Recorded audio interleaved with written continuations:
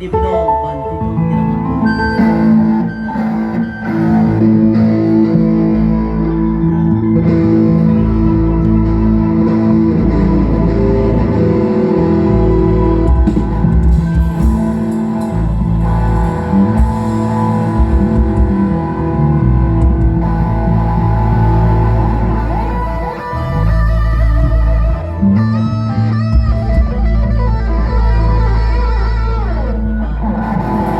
เราปีนากินอึ่งอย่างเอากินปีละอึ่งท่านสวัสดีเจ้าภาพเจ้าการเจ้าการเจ้าสภาเนาะต้องที่ดูแลเสียงพี่ทองยับใหญ่ใส่สวยบังคับใส่เราสมองพี่ทองสาบานพี่ทองต้องบาดเจ็บน้องมาใจใจ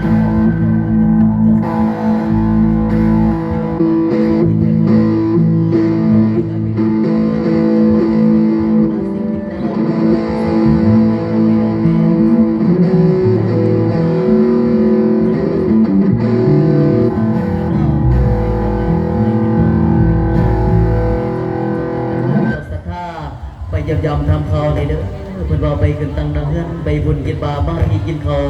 ไปบุญกินเหล้าบ้าพี่กินเบียร์สังคมโคเคียงหักใครสังคมหักโคแพงกำลังกำลานทีมงานเสียงปิดทองดาวก็ฝากไว้เด้อไปเด้อนอกบอกว่าสิเป็นกันดงกันเก่ากันขึ้นเฮือนไปกันบุญปะปามหาเบศบุญใดๆบุญใดๆสิ่งที่ทานเด่นเพิ่นว่าเสียหน่อยดีกว่าเสียหายตัวพี่น้อง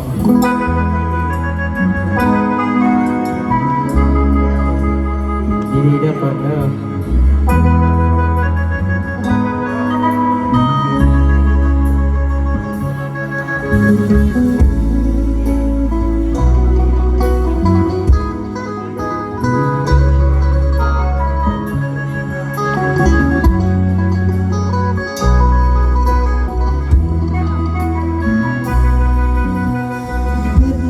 เห็น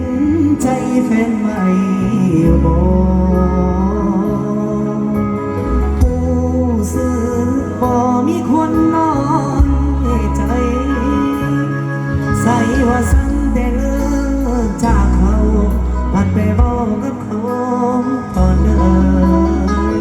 ผู้จะแบบใดฐานะใดบอกง่ายใดบอกป่านนั้นว่าบ่ขอพบขอพอป่านนั้นพอบ่ไปวันวายแล้วประเทศไปเล่นหูเขาและประเสริฐไปเว้ากันอยู่หลายมาเว้ากันน้ำอายยิ่งอยู่บ้องใจแฟนไม่เขาบอกดอกมาบอกว่าอายสถานะใดก็บ่ต้องไปเว้ากันแล้วกันอายไปเห็นจังสันเจ้าหับได้บ่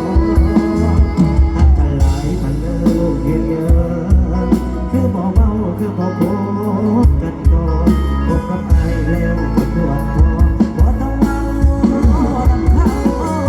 คือสิบ่หนีไปอยากให้แฟนไปบอกกับแฟนเขาใส่ว่าสักเขามันก็ไปเว้ากับเขาตอนนั้นคันบ่ได้คิดหยังมันคือจะกลับไปเว้ากันไหมตั้งเป็นอายเจ้าสิเกิดใจหรือว่าเจ้าว่าไปให้ไปเฮ็ดจังสิ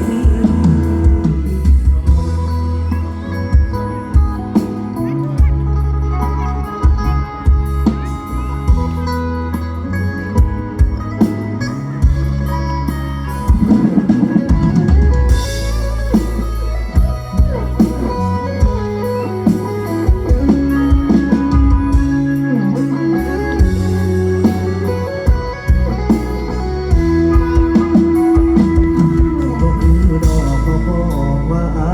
ยสถานะใดก็บ่ต้องไปเว้ากันเรื่องคันอายไปเห็นจังสันเจ้า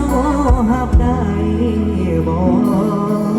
หักกันหลายมันเลิกเฮ็ดหยังคือบ่เว้าคือบ่พูดกันต่อคบกับอายแล้วก็ปวดพอบ่ต้องเว้านำเขามันบ่มีใครอยากให้แฟนไปบอกกับแฟนใส่ว่าสักเขา ขันมาไปเมากับเขาตอนเลยขันโบได้ยังมันคือจะกล้าไปเมากันไหมขันเป็นอายเจ้าสิเกิดจังไดหรือว่าเจ้าอะไรบัด